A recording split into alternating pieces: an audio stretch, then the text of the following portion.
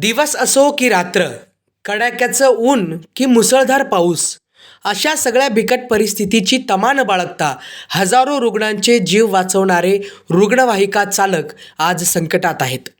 बुलढाणा जिल्ह्यातील 102 या रुग्णवाहिका चालकांचे तब्बल 21 महिन्यांचे मानधन थकीत असल्याची धक्कादायक माहिती आहे.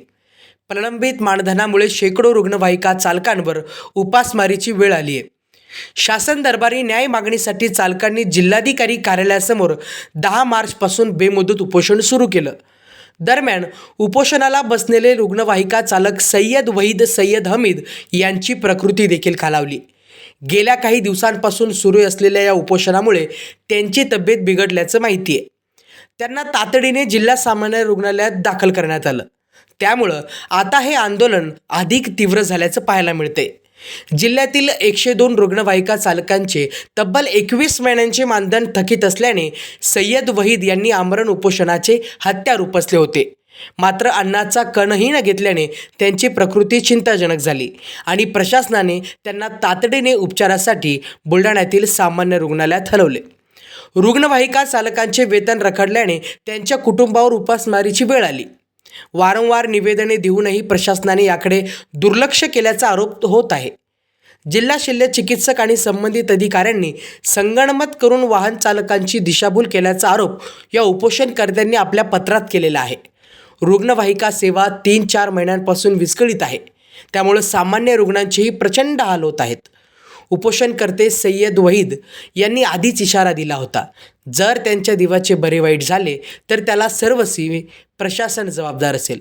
आता त्यांना रुग्णालयात दाखल करण्यात आल्याने आंदोलनकर्त्यांमध्ये संतापाची लाट पसरली आहे. आम्हाला न्याय मिळेपर्यंत मागे हटणार नाही, अशी भूमिका या सर्वांनी घेतली आहे. आता प्रशासन यावर तोडगा कधी आणि कसा काढणार याकडे सर्वांचेच लक्ष लागले आहे. मी श्रीनिवास चव्हाण. आज दिनांक 10/3/26 पासून सर्व बुलढाणा जिल्हा कर्मचारी वाहन चालकाच्या वतीने सय्यद वहीद सय्यद हमीद सर्व वाहन चालकाच्या वतीने आमरण उपोषणात बसलेले आहे. आमची मागणी अशी की गेल्या 21 महिन्यापासून जो वेतन थकीत आहे ते मिळवण्यासाठी आणि कामावर रुजू करण्यासाठी इथं दिनांक 10/3/26 पासून उपोषणाकरता बसलेला आहे. आज दिनांक 12/3/26 रोजी उपोषणकर्ता सय्यद वहीद सय्यद हमीद यांची तब्येत खानावल्यामुळे यांना हॉस्पिटलमध्ये ऍडमिट करण्यात आलेलं आहे. तसेच आमच्या मागण्या पूर्ण होण्याकरता आम्ही उपोषण सुरूच ठेवणार आहे. आणि जसे उपोषणकर्ता सय्यद वहीद सय्यद हमीद यांच्या ऍडमिट करण्यात आलेल्या यांच्या जीवाची जर हानी झाल्यास किंवा त्यांच्या दुर्दैवी मृत्यू झाल्यास सर्वस्वी जबाब जिल्हा शल्य चिकित्सक तशा प्रशासन राहील. तोपर्यंत आमच्या मागण्या पूर्ण होणार नाही तोपर्यंत आमचं आमरण उपोषण सुरू राहणार.